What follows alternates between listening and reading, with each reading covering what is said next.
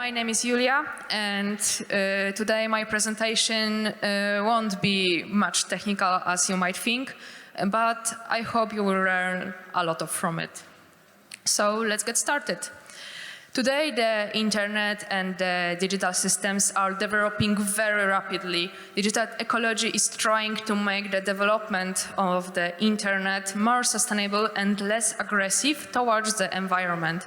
But I'm not talking about the taking a step back, but making the internet a better place. In practice, everything we do online and everything we do offline with our devices generates a carbon footprint. So let's find out how the internet emits CO2. We start with servers, data centers, and cloud. Everything that comes from us to us from the internet and everything we send to the internet must be stored somewhere. It's not in the air, of course. Nowadays, as you know, most data is stored in the cloud. And do you know what's the cloud? The name suggests that something in the air, light and white, but the truth is brutal. It's massive data centers, very huge, that must be powered up all the time. So we know only not talking about storing the data, but also transferring that data through power lines, which also needs to be powered up continuously. The last thing is end devices. It's our smartphones, tablets, laptops. They also need to be powered too, not to mention the resources that are needed to produce them. So this is also in terms of digital ecology. A study done by Canadian University says that the energy used to charge smartphones has already overtaken the energy to charge PCs and laptops in 2020. The production and charging the smartphones is responsible for about 1% of all global emissions. But do we should be so concerned about this? The answer is yes. The 4% of all greenhouses comes from the ICT world. So the digital world has a significant impact on the climate change. The growth of the internet is not holding back, of course. On the contrary, by 2025, the cloud will be stored 100 zettabytes of data. It compares to 200 billion tons of CO2 per year. So what can we do about this? I will share with you some tips and tricks. We're starting from our mailboxes. Do you know how many emails are sent every day? I don't know, but in the next year, we think it will be 347 trillion emails sent to all of us. Sending one email generates about 4 grams of CO2, but storing one email for a year generates 19 grams of CO2.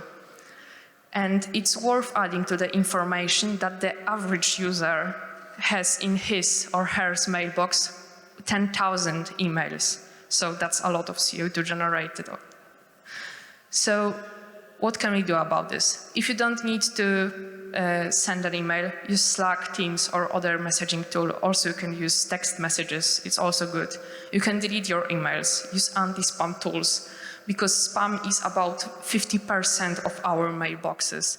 You can decrease the size of emails by not attaching the attachment directly in there, but using the links like from Dropbox or WeTransfer. It's also good. You don't need to have footer photo. No one cares about this. Just sign yourself there and it will be okay.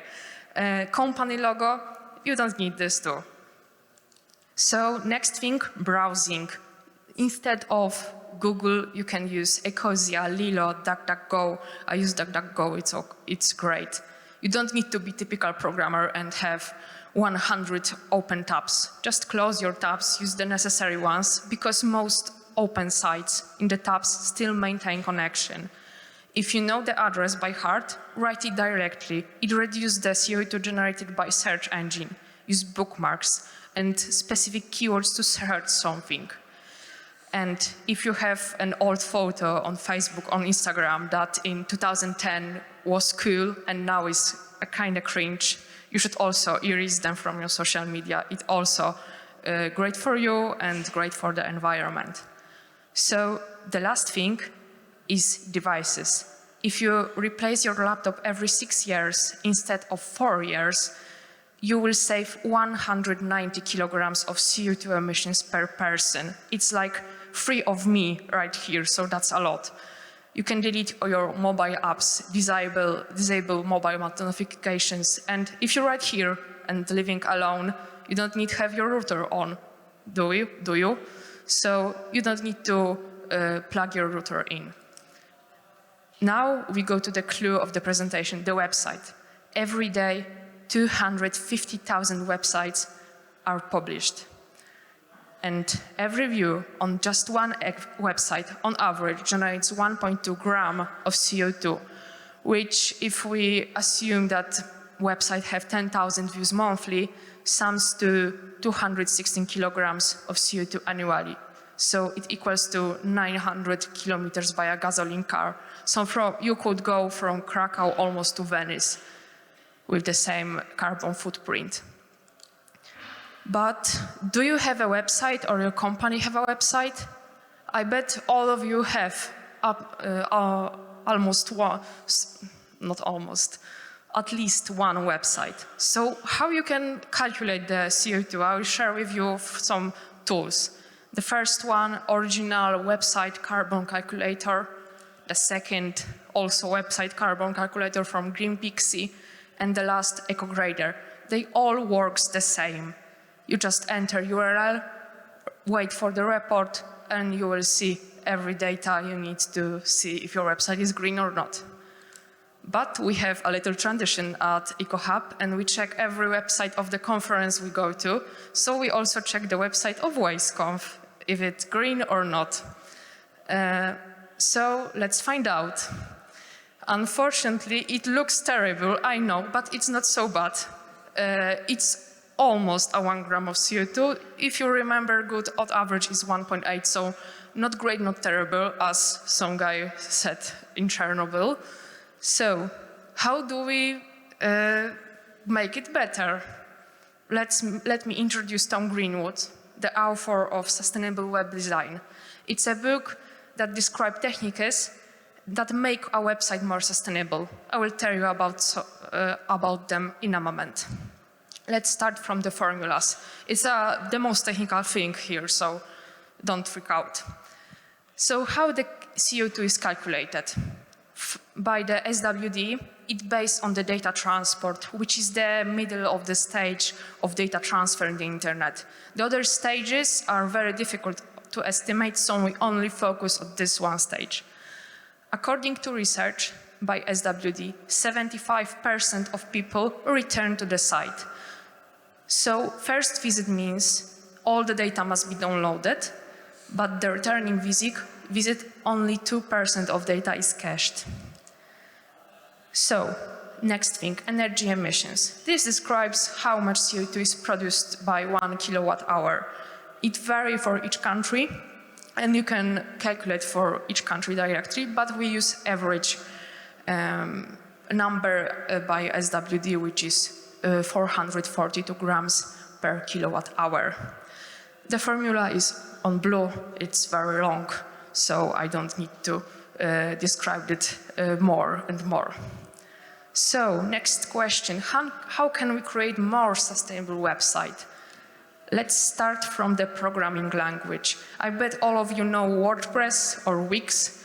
If you choose one of them, it's not great, honestly. It's better to write the site or on your own. And think about choosing the language. JavaScript is already a very good option, but Python, Perl, Ruby, it need to be rethinked. TypeScript, the transpilation, it takes a lot of energy.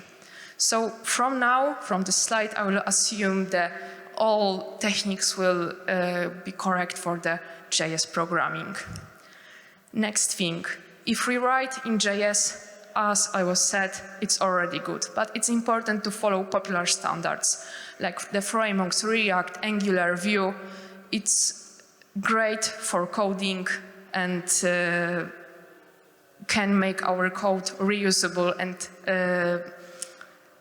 easier to debug. So when you need to use some libraries like Lodash to do something faster, there is no need. You can use just plain JS. It's even simpler to use, and you probably don't know it, and you can save some CO2. So for HTTP clients, most of programmers use Axios, but the Axios is based on fetch, and fetch do all the same thing and does not generate CO2.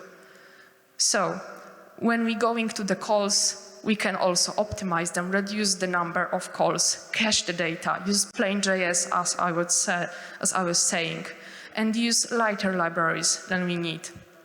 So we started from resources, the images. I think the UI UX designers know SVG and web. They are all great, and it's better to have them on your website than PNG on JPG, because comparing, for example, web and PNG, it saves almost 12 times more data.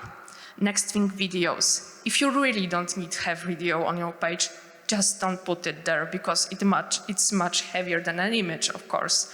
If you really need, use web. It's similar format for web, but it's for videos. And if you use web, then MP4, you can save up to 50% of space, so that's quite good. Okay, fonts. The best thing, system fonts, but I know it might be tough for UX designers, but no worries, you can use local fonts and then host it online, just there on server. You are just uploading them and not downloaded them every time the page is loaded. If you use local fonts, please use WOV2 format .dentity-f. You can save up to 70% of data. Next thing, colors. Use dark mode, because in OLED screens, you can save up to 50% of energy than using the lighter colors. Next thing, hosting. The Pew describes the hosting efficiency indicator. So the simplest thing, how much energy is used. You can also use hosting from Seravo from Finland, S4 from Lithuania, or Strato from Germany. They are well-known green hostings for websites. The last thing, user data collection.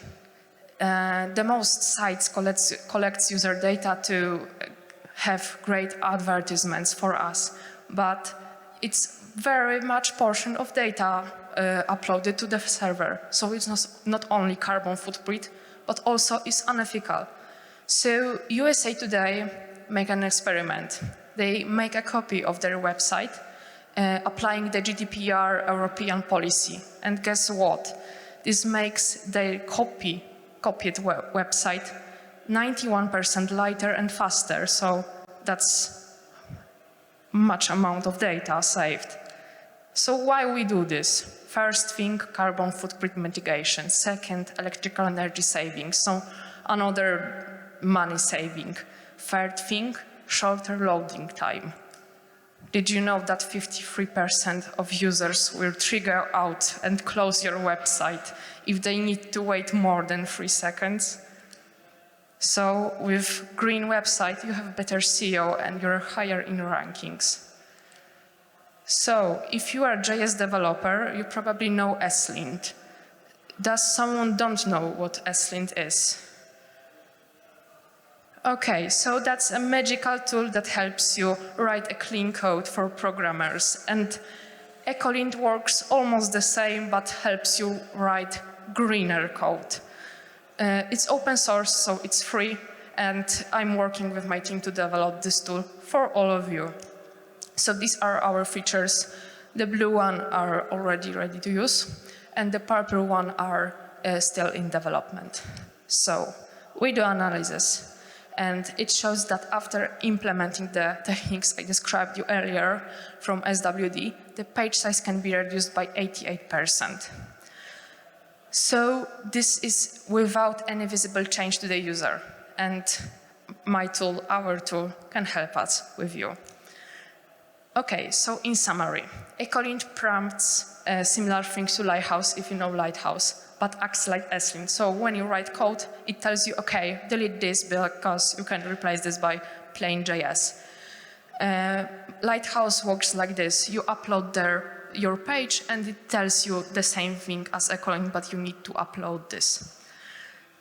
I know that Ecolint is only drop in the ocean of needs, but ultimately we want one click to make website Ecolink.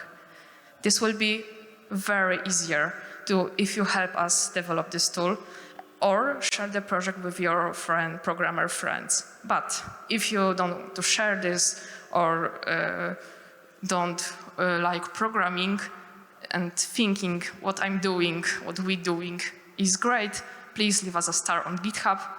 It will be very nice of you. So, these are the references I use for this presentation.